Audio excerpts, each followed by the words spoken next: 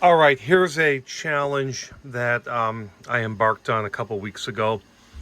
I didn't fully document like I should have, but let's go ahead and bring you up to speed. This is called a Digital Compact Cassette.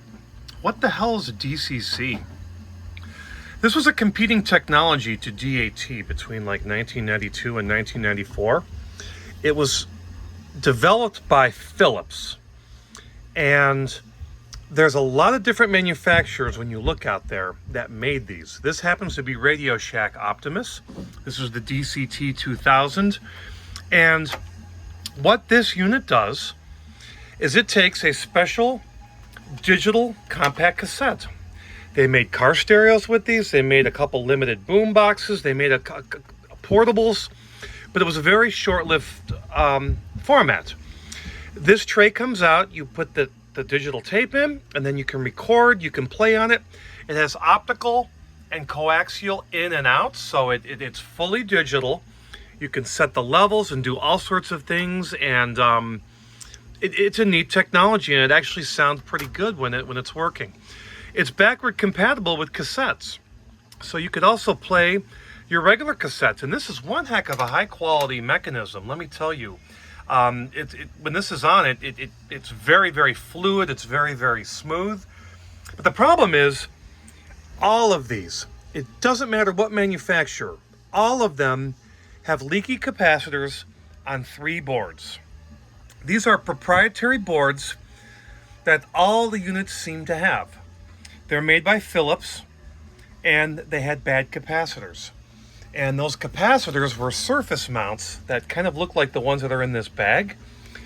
And they leaked all over and caused all sorts of corrosion and all sorts of problems. I went to DigiKey and bought high quality capacitors, and I've recapped all of these. And I believe this is successfully done, and that gets plugged in here, that cartridge slot. I believe this is successfully done, and that goes in here, and there's a couple other cables.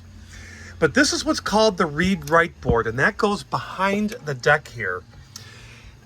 Everything I've read online says that even when you recap this, there's about a 50% chance that it's successful, because these are triple layer boards. Apparently there's a ground in the middle, then you have a top and a bottom, and you have all these little pass-through connectors. I'm not going to get in and zoom in too much here. I can't with my phone. But there's pass-through connectors. And there's corrosion on a number of these, which leads me to believe if I were to put jumpers from one side to the next, it might fix the problem. Some people have said that's it. Now, I don't have these boards in, so you can't see this in action. I am getting like 2% audio. Like when I play an analog tape and I turn the amp all the way up, I can hear it.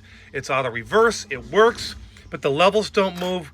Digital, completely dead, doesn't do anything. So like I said, I'm pretty convinced that these are good boards, but this one I'm going to be going and probing for a while, and I'll give you an update probably in the next week or two when I make further progress. But that's the Digital Compact Cassette. If you search for them, they're all bad. They all have failed, and it's these boards. There's also a company out there, or there's a forum called the DCC Museum, where they've actually redesigned these boards, but you have to subscribe to them. Kind of like I don't know if it's a GoFundMe or what it is, but you have to subscribe to them in order to get support. So it's kind of a costly investment, and I just don't know if I want to spend a couple $100s to get this going without exhausting trying to fix it on my own. So I'll come back at some point and tell you more about this DCC.